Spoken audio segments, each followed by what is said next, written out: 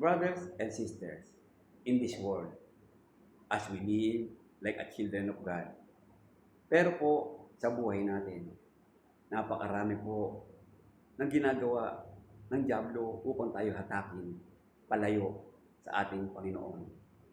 Bakit po patuloy tayong lumalayo sa Panginoon Diyos?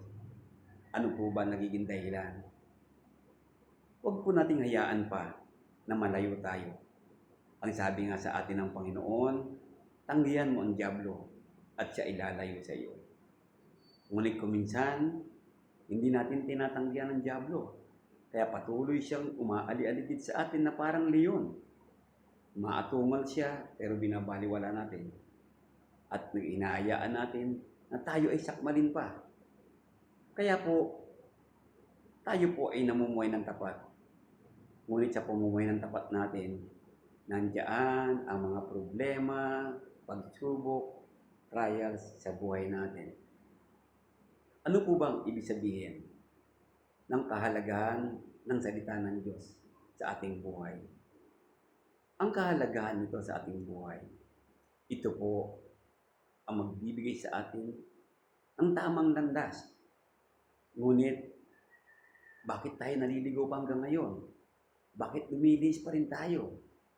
Dahil nga po, ayaw natin isabuhay ang bawat salita ng Diyos na ating naririnig.